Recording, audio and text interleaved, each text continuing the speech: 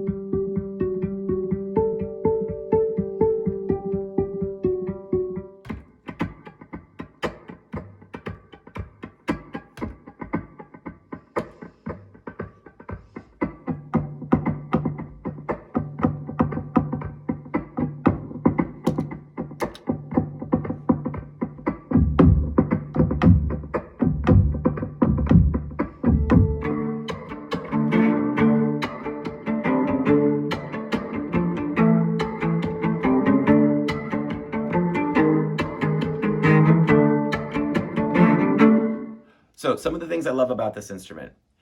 First of all, it is absolutely gorgeous. Take a look. This violin is beautiful. It was made by Dan Maloney in Northern California, Maloney Stringed Instruments. That's where the MSI comes from.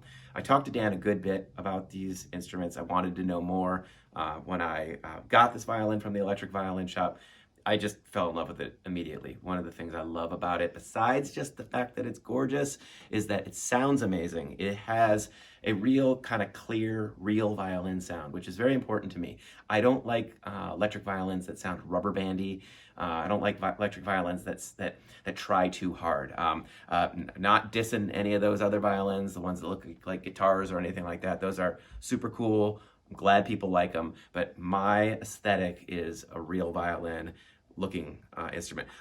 Check out the one noticeable feature that's missing, the F-holes. There are no F-holes because this is, for the most part, a solid body violin. It's, I think technically Dan called it a semi-hollow because he did something ingenious. And I think this is why it, well, one of the reasons that it sounds so fantastic is underneath the bridge, there is a hollow chamber that gives a little bit of extra resonance.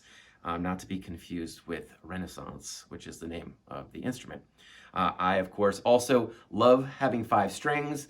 If you know, I was a classical violinist for years, and I spent my entire life playing on 4-string violins. And of course, the first time you ever try a 5-string, it's kind of a big bit to bite off and chew. But you get used to it, and then you never want to go back. So anytime I play on my regular acoustic violin, a 4-string violin, I always feel like I'm missing 25% of my workforce. So, or is it 20%? I am not mathing well tonight. Anyway, a couple other little details that I love about it. Real simple scroll, not really a scroll, kind of unique looking. I asked the electric violin shop to put on these mechanical pegs, which makes it extremely easy to tune.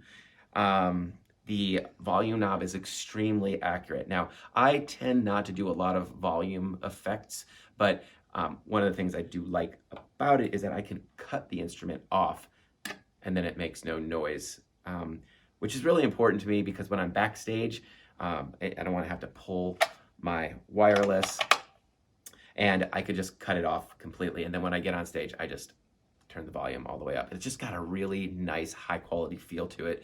It's not one of those plastic volume knobs. It's got a real kind of heavy metal feel to it.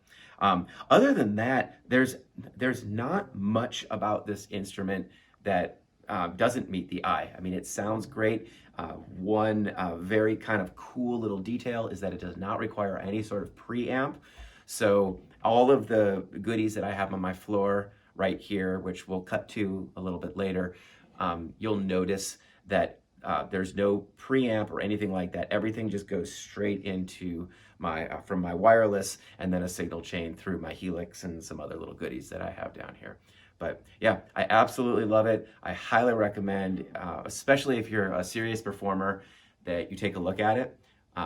I toured the US with this violin last year and found it to be completely reliable. No weird like static or anything like that. It's just a really solid instrument that sends an extremely clean, clear, beautiful signal to whatever sort of electronic setup you have. Absolutely love it. A+.